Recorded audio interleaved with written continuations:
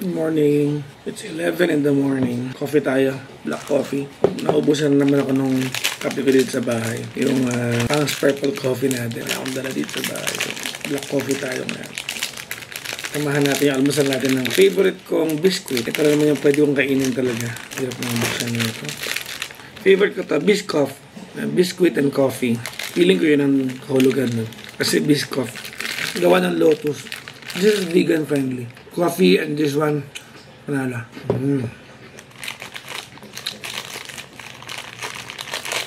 Pag umaga ganito, ito na rin time ko para mag-check ng messages, emails, ganun. It's the same time I do this habang nagkakap. At nagpupuno ng timba. Kasi, sabi ko sa unang vlog ko, di ba? May shower ako, pero mas gusto ko na puno yung malaking timba ko para maligo at tabo. Ayoko talaga ng yung shower. Para sukat ko rin kung magkano karaming tubig yung ginagamit. Tatabo ako kahit na may shower ako may hot shower ako sa ready ko CR. Gusto ko ng tabo-tabo lang. Takes around, say, 10 minutes. Malakas naman tubig para mapuno yun. Pero mainit yung pinampapaligo ko. Tapos, yun yung tatabuhin ko panligo. SSDD, different day. Narinig nyo na ba yun? SSDD. Different day. So today is SSDD. Different day. Or same stuff, different day. Or same, pero iba. Magandang araw sa ating lahat. Hello po, kamusta? Init ng panahon ngayon. Lately ganito, di ba? Mainit panahon, tapos bigla-bigla uulan sa hapon. Mainit yung panahon, pero pag tinignan mo yung taas, kapal ng ulap po. So I'm suspecting that within this vlog today, may makikita kayong ulan sa video na to. We'll find out later because it's just 12 noon kung may ulan na mangyayari. But I'm almost 100% sure it's gonna rain. Ano ba ang kalagahan nga bakit gusto kong malaman kung uulan para hindi magpa-carwash? Looking at the clouds ngayon, medyo madilim. Pero mainit, pero pag tumingala ka, madilim yung clouds makapal. So, saan nga ba pupunta yung makapal na yan? Hindi babagsak yan dito, di ba? It's gonna fall later ng malakas na ulan. That's what I suspect. Ayan na nga, at dumilim na yung panahon. Kanina lang mainit. Nakikita niyo ba yan? Anong feeling ko papunta na sa ulan? At ang taas ng tubig sa Ilog Pasig ngayon, no? High tide ba ngayon? Ang taas. Hindi makita sa camera eh. Kasi mounted yung camera. Pero ang taas taas ng water sa Ilog Pasig. Etong part na to, sana matapos na. Kasi feeling ko dadali ang mga buhay ng mga taong nagpupunta ng San Juan at Mandaluyong gamit ng Skyway Stage 3. Dahil ito yung babaan eh. I don't know kung nakakapag Skyway Stage 3 kayo. Walang babaan eh. Pag galing ka ng north, ang baba mo G. Araneta, ang kasunod na baba nun ay nasa nagtahan na yung kasunod na baba. Kaya madalas, kapag pupunta ka ng San Juan, it's either bumaba ka ng Nagtahan, bumalik ka pa ikot, or bumaba ka ng G. Araneta at baybayin mo yung Araneta Avenue at matatraffic ka. So baka mas madali dito kapag natapos tong tulay na to nasa kaliwa natin ngayon. Ito na naman tayo sa ang luwag ng kalsada ng gantong oras. As mamayang kaunti, paglapit sa office, sobrang sikip ng traffic. Normally hindi ganito to eh. Look at it. Sobrang luwag ng kalsada.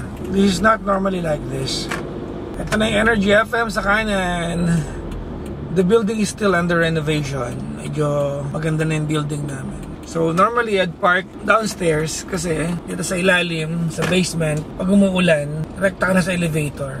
So in the past several days, under repair din tong ilalim. May mga nakabakod-bakod sa kanan. So pinipinturahan, pinapaganda yung building. So yan yung kotseng orange sa kanan. That's our other car. So we'll park right beside it para magkatabi lang. Yan. Isang kuha lang, di ba? Sanay. Let's go. May mga baon tayo ngayon. Nagpagawa ko kay kuya ng yung pagkain. Di ba dati may salon ako? So alam niyo yung mga ganitong klase ng PM. It just really completes your day. Pakinggan natin. PM to ni Ate Nemi sa akin. Si Ate Nemi yung naging OIC natin, di ba, sa salon natin sa Makati. Apparently, tumawag daw sa kanya yung dati naming empleyado.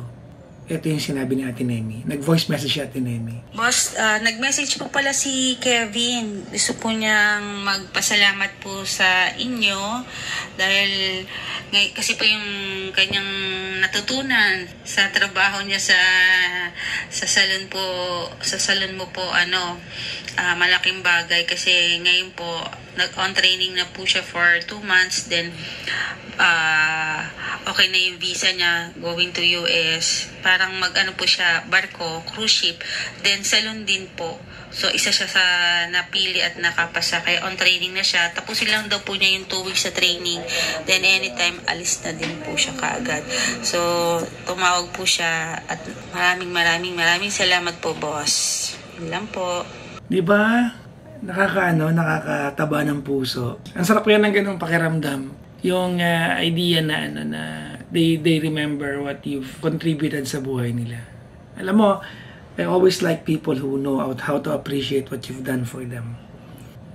Yung voluntary thank you sa mga nagawa mo for someone, that's really, it hits really hard and it hits home. Ang sarap sa pakiramdam. Nabuo naman yung araw ko ngayon, na kompleto naman. Bigla naman akong natuwa sa umpisa ng araw ko. Because I rarely talk to my employees dati ng yung heart to heart. No?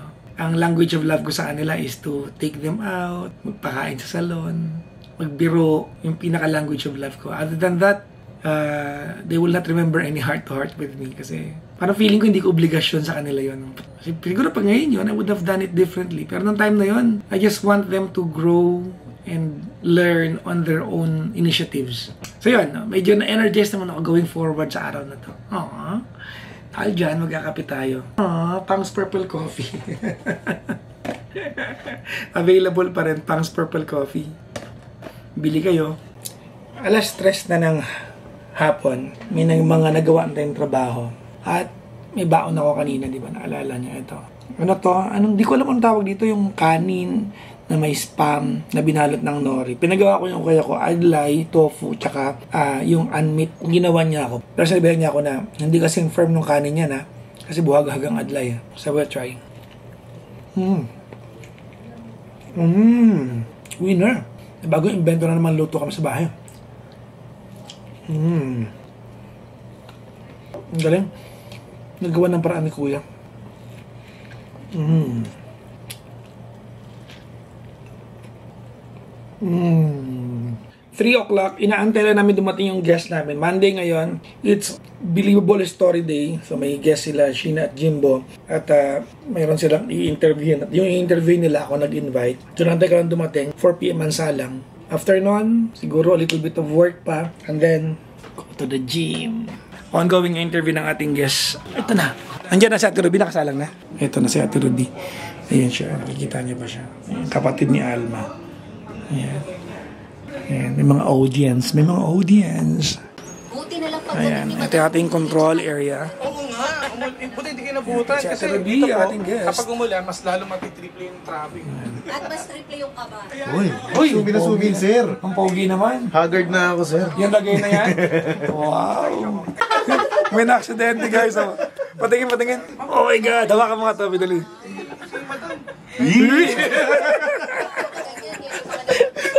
Nakahawakan minsan eh. Ito na ba? Baka matok eh. Supportive po siya na mister. So ito pong nabalitaan namin, marami rin po kayo palang pinagdaanan nung sa buhay mag-asawa na po, no? Ano po yung pinakamatindi na talagang sinubok po?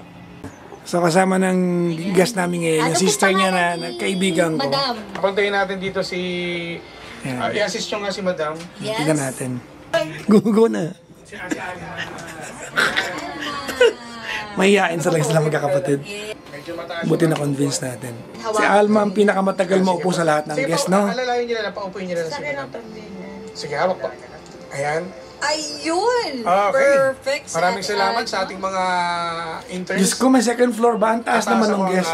Grades ninyo. Opo, at pakibaba po si Madam ng konti, hindi na siya abot ng mic. Ayan, lapit po tayo sa mic. Lapit na po tayo, Ate Alma. Yan. Yan ang kanyang kapatid, partner. Perfect! Ayan! Ayan, nagpantay na ang mundo. Ayan, kamusta naman po bilang... May maisa ko dito. Yung binili ko sa fruit store dyan nung nakaraan sa isang vlog ko. This is Dole corn. Microwavable lang.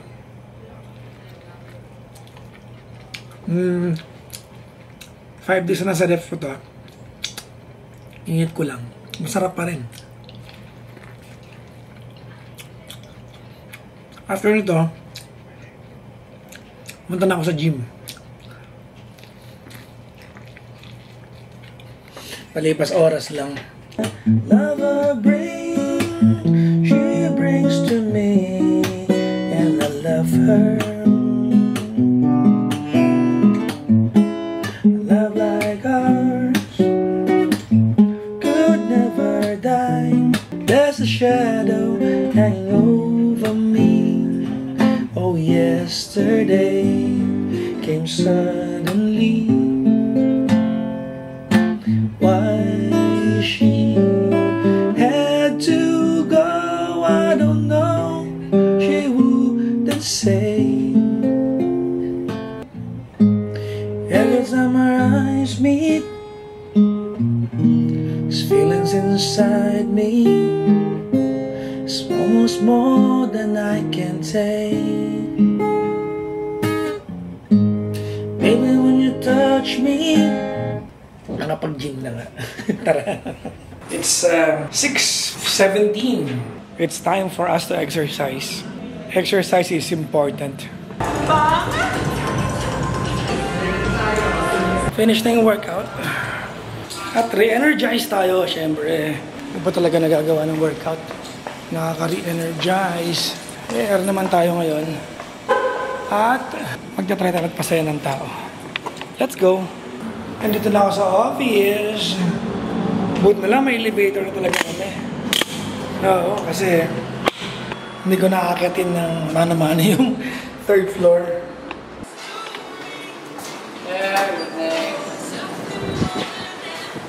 We shall go home now.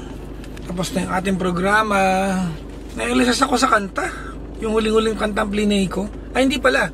Hindi huling-huli. Yung kantang narinig ko ngayon habang nagliligpit ako palabas ng station. Yung kantang Sa Kanya ni Kuya Ogie Alcacid. Kuya kasi magkakilala kami. Kuya tawag ko sa kanya. So we know each other personally. Not friends but we are not strangers to each other. And yung kantang Sa Kanya, ano yan nostalgic sa akin yan because those were one of his songs na narinig ko nung sobrang challenging ang buhay namin. May ganun ba kayong parte ng buhay? And then it was marked by a song. So nung time na mahirap buhay namin sa probinsya, narinig ko yung kantang Sa Kanya. So na-associate ko yung kanta dun sa hirap ng buhay namin. So every time I hear that song, ang naaalala ko hirap ng buhay. Pero yung hirap ng buhay na na hindi malungkot, mahirap lang talaga. Very limited yung opportunities. Wala kami pagkain yata nung araw na yan Narinig ko yung kantang yun, yung kantang Sa Kanya. Namulat ako at ngayon nag-iisa pagkatapos ng yung lyrics, hindi ako makarelate sa lyrics niya kasi it's about going back to another person that you lost, that you regret losing. Wala naman akong ganun sa buhay, no? Kaya lang, it's just that the song marked a certain period in my life. So, yun talaga siguro. So, kailangan ko siyang i-play mamaya sa bahay bago matulog para mabura ko siya. Yun ang gamot ng LSS. You have to listen to the entire song na LSS ka para mawala siya sa system. Sa kanya pa rin babalik ng damdamin, sa kanya pa rin sasaya kung buhay pa ang alaala. It's past midnight, so I'm a little bit early tonight and surprisingly I'm not hungry. So I'm not really looking forward to eating before going to bed tonight. Although kumain ako kanina Yung kinain ko kanina, yung bigay ni Kuya, yung gawa ni Kuya. So, sana mayroon sa bahay na kayo. Although meron ako sa ref, sa office, no? Kasi ginawa niya ako ng 5 pieces at nakain ko yung 3. Down yung aking strength ngayon. I'm not my usual self. Although, pag pinanood mo yung live ko kanina sa program, lagi naman ako energetic. Yung mga comments niya kanina Ating gabi na, Papa Jackson, energetic ka pa rin. Because the job requires me to be energetic. O talagang, pag naka-airy lang ako, I am really enjoying. Kasi sobra ako nag-enjoy pag naka-airy ako I love talking to people. I love learning from the stories. I love challenging myself with what kind of approach do we give to someone with a very unique problem. At wala tayong problema na na tinawag sa atin na minamaliit natin. May mga pagkakataon na may magko-comment, ano ba yan, ang liit ng problem. May mga pagkakataon, may mga magko-comment ng ano ba yan, ang liit ng problem. Pero hindi ganun yon. Kasi may mga times na sa atin na nakikinig, baka detach tayo dun sa reality ng problem niya kasi hindi natin pinagdadaanan. Sa atin, hindi siya big deal, pero sa tumatawag, para itawag niya yon, big deal sa kanya yon. So, you have to treat every caller as if yung tinatawag niyang problema sa atin is the biggest deal of his or her night. And from there, you build up, baka mamaya, hindi lang yung gabi niyo apektado. Baka mamaya, yung buong sitwasyon niya. Kasi may mga pagkakataon, may caller tatawag, yung problema niya is only because that specific night, problema niya. Pero bukas pagising niya, hindi na pala. So may mga pagkakataon na you have to determine whether is it just temporary problem? Is it just a momentarily thing? Ngayon lang ito, pagising mo bukas, ganito pa rin. So siguro, yung natutunan ko over the years of doing my show. Ang dami ko na rin natutunan sa mga callers. I'm so grateful that I have this job. I am in the front row of the learning class.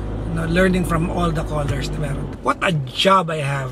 Sobrang grateful ako. Sobrang ganda ng trabaho. Kaya di ba ang sipag gumamasok, ang hirap tamarin. Di ba? Ang hirap tamarin kung ang mahal mo yung work mo. If your passion is the same thing as your livelihood, sarap sa pakiramdam.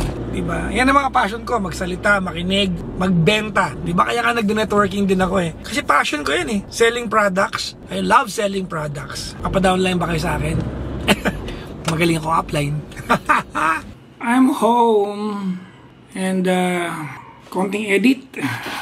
And then tulog na tayo. Maraming salamat sa panonood ng vlog na to.